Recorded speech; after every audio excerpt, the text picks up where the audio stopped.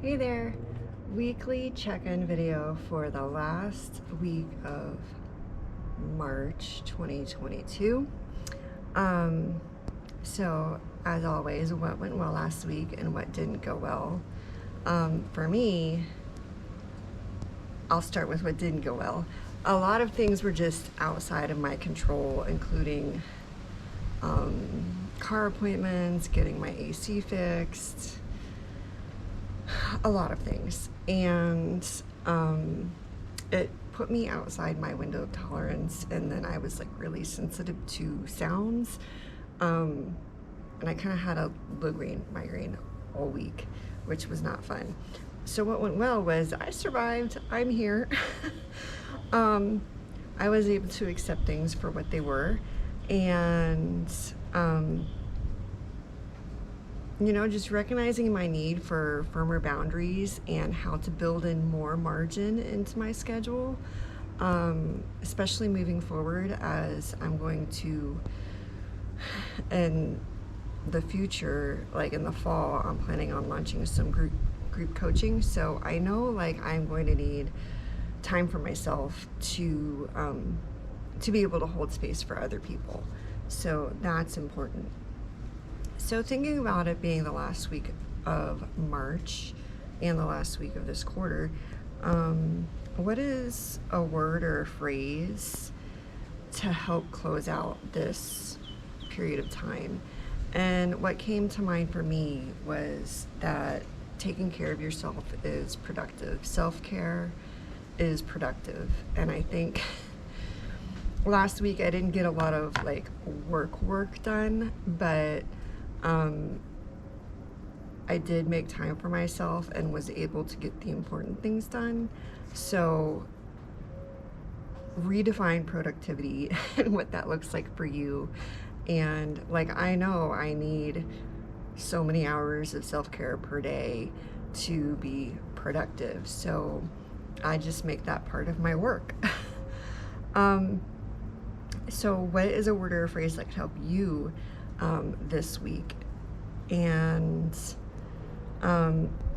how do you want to transition into the next quarter or next season? And I don't really do quarters, I do semesters, because I'm, been a teacher forever.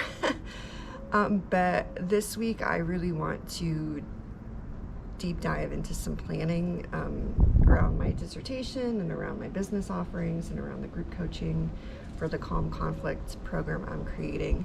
So I'd like to get that mapped out and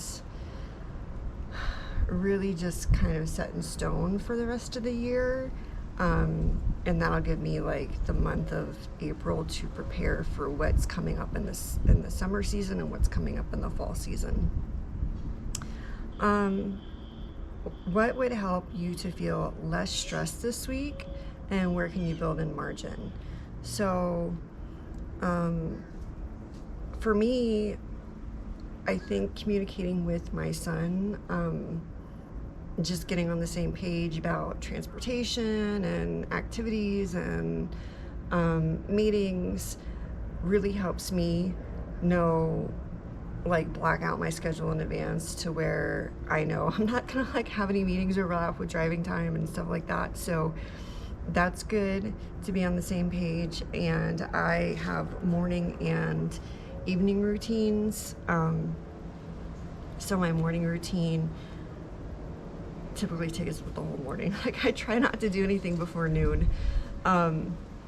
But I wake up, I meditate, I do some core exercises, I journal, I use the Curable app, and then I drive my son to school, and then I go outside somewhere, and while I'm driving I listen to podcasts or I listen to a book.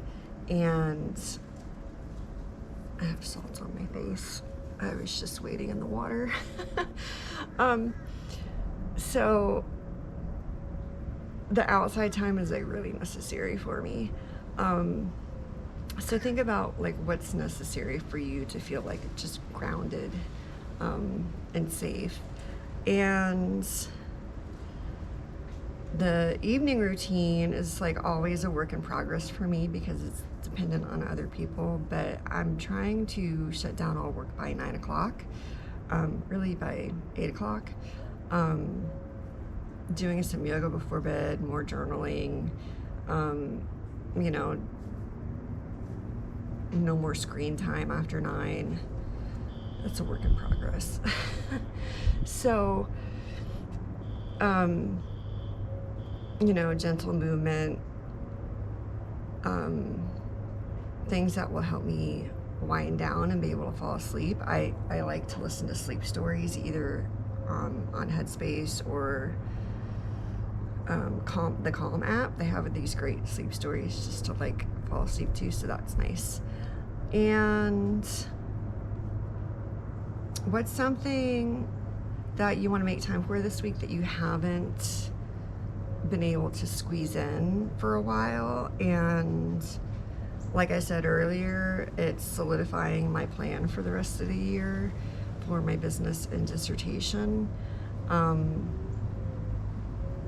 I don't really feel like I had the capacity to work on it until now, which there's like a meme or whatever going around saying, is it burnout or is it really just, you know, systemic issues? And I like to call that structural violence. Like, are the society we live in and the institutions we work for, are they making it impossible for us to not only survive but to thrive? So yeah. I'm trying to like ease out of that and do things my way, not the way that people expect me to do them, but do them in a way that's comfortable to me, that doesn't overwhelm me, and that doesn't put me, you know, in survival mode. And the last question is, how can you treat yourself this week? Or what are the bright spots you're looking forward to? For me, it was this morning. I was really looking forward to coming to this general area and wading in the water, and I got to see fish, and I got to see a manatee, and one of my friends said it's just like the luxury of time. So allowing myself to have time to take care of myself, self-care. And for other people, you know, you always think of like food as a reward, or some people like to get manicures or massages. Some people like to make extra time to read a book, or a TV show, watch a TV show. So what do you think would be a nice treat for yourself this week? The questions again, and I will put these in the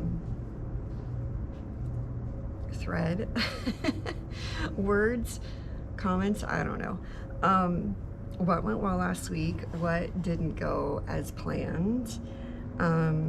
What's a word or a phrase that could help you close out this month or season? How do you want to transition into the next month or quarter? What could help you to feel less stressed this week? Where can you build in margin?